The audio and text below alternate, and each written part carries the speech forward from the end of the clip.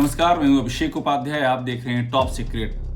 आखिरकार चंद्रशेखर आजाद, जो आजाद समाज पार्टी के मुखिया हैं, वो बार बार आजम खान की बात क्यों करते हैं? वे आजम खान से जेल में जाकर के क्यों मिलते हैं? आजम खान के बेटे अब्दुल्ला आजम से उनकी मुलाकात के मायने क्या हैं? आजम खान के परिवार से मिलने के पीछे की वजह क्या है?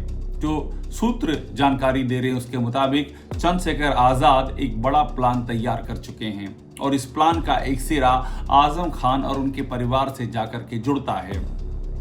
आजम खान और चंद्रशेखर आजाद की दोस्ती कोई नई नहीं है, इसकी ज्यादा चर्चा नहीं होती है, लेकिन ये दोस्ती खासी पुरानी है। आपको याद होगा वो दौर जब चंद्रशेखर आजाद को गोली लगी थी। उस समय आजम खान उनका हाल लेने पहुंचे थे।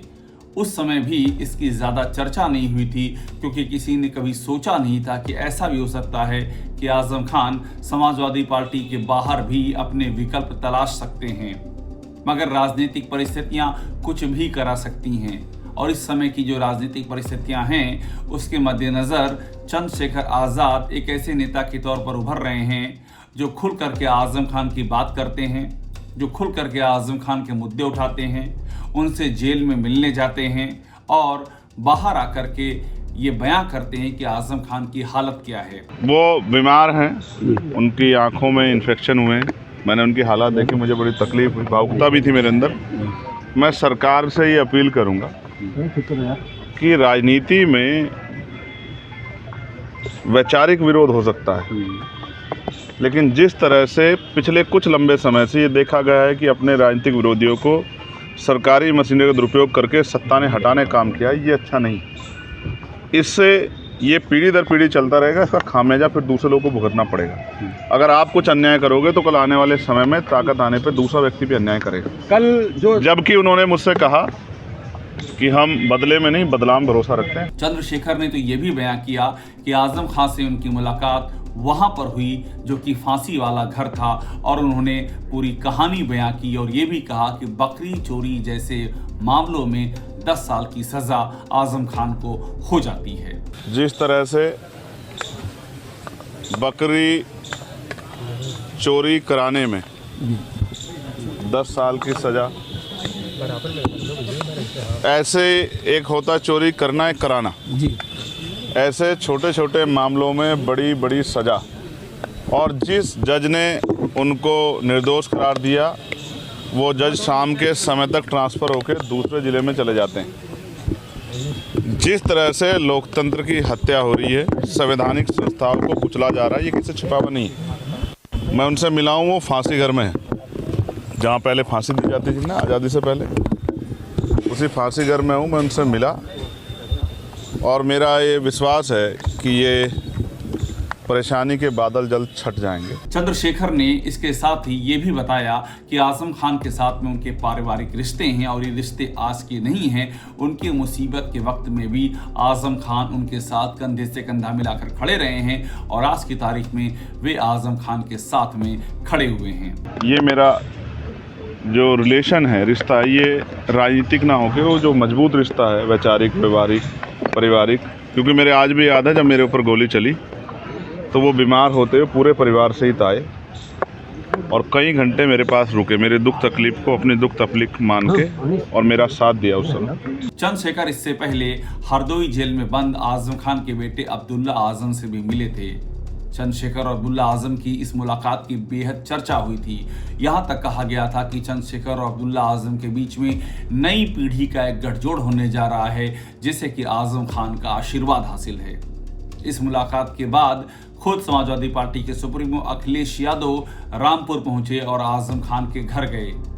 उस समय चर्चा ये हुई कि अखिलेश यादव आजम खान के घर इसलिए गए हैं क्योंकि चंद्रशेखर ने अब्दुल्ला आजम से मुलाकात कर ली है और अखिलेश यादव ये बिल्कुल नहीं चाहते हैं कि आजम खान का परिवार ये समझे कि अखिलेश ने साथ छोड़ दिया है और चंद्रशेखर आज़ाद उनके साथ खड़े हो गए हैं। उधर चंद्रशेखर आज़ाद ने इस बारे में तंज भी कसा और ये कहा कि चूंकि उन्होंने ये पहल की थी इसलिए अखिलेश यादव को मजबूरन आजम खान के परिवार के पास जाकर के उनसे मिलना पड़ा। ये सारी ही मुलाकातें बेहद ही अहम हो जाती हैं क्योंकि आजम खान एक बड़ी ताकत रहे हैं, इसमें कोई दो राय नहीं है।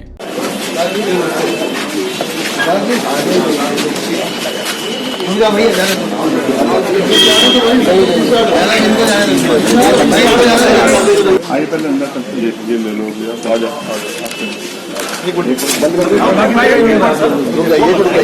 आप लोग जरा पीछे चलिए,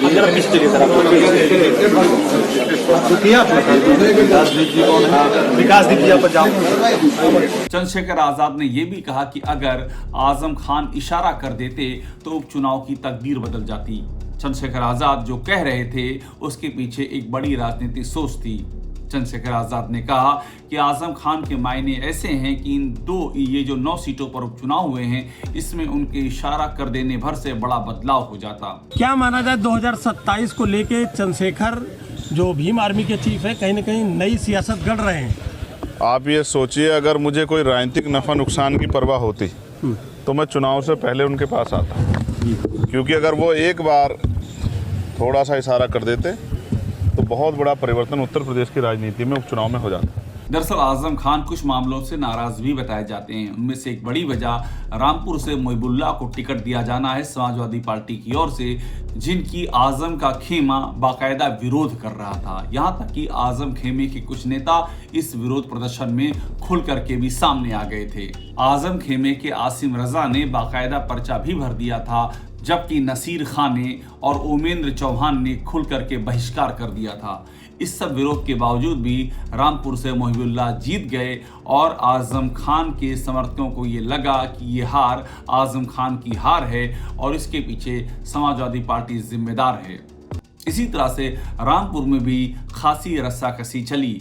वहां से आजम खान रुचि वीरा को टिकट दिलवाना चाहते थे, जबकि एसटी हसन भी इसके लिए लगे हुए थे। आखिरकार आजम खान की बात मानी गई, रुचि वीरा को टिकट मिला, एसटी हसन का टिकट कटा। लेकिन इस बीच में जो मशक्कत हुई, जो रस्साकशी हुई, उसने भी सूत्र बताते हैं कि आजम खान को आहत किया। ऐसे में चंद्रशेखर खुल करके आजम खान के साथ खड़े हैं और वो लगातार इस बात पे जोर दे रहे हैं कि आजम खान बहुत बड़ी राजनीतिक ताकत हैं। अगर आजम खान और चंद्रशेखर दोनों साथ आ जाते हैं तो आप ये मान लीजिए दलित मुस्लिम गठजोड़ का एक बहुत बड़ा सैलाब यूपी में उभर सकता है, ऐसा राजनीतिक विश्लेषकों का मानना है। समाजवादी पार्टी की राजनीति अभी तक MYN के मुस्लिम यादों पर रही है। इसको DM यानी कि दलित मुस्लिम कर देने का मतलब ये होगा कि दोनों ही ओर से एक बड़ा चंक साथ में आ सकता है और चंद्रशेखर व आजम खान मिलकर के एक बड़ी राजनीतिक ताकत बन सकते हैं। आजम खान फिलहाल जेल में हैं, उन्हें कई मामलों में सजा हो चुकी है। अब्दुल्ला आजम भी जेल में हैं, लेकिन इसके बावजूद भी अगर जेल में रहते हुए भी आजम खान अपील कर देते हैं तो चंद्रशेखर आजाद की ताकत में खासा इजाफा हो सकता है। तो सूत्र ये बताते हैं कि इन दोनों ही नेताओं के बीच में बातचीत जारी है और जल्द ही कोई बड़ा कदम चंद्रशेखर आजाद उठा सकते हैं, उसका ऐलान कर सकते हैं। और अगर ऐसा हुआ तो 2027 के मद्देनजर ये बेहद ही महत्वपूर्ण राजनीतिक घटनाक्रम होगा। टॉप सीक्रेट को देखते रहिए, लाइक कीजिए, सब्सक्राइब कीजिए, बेल आइकन दबाइए और यहाँ जमीन से जुड़ी हुई सारी खबरें पाइए।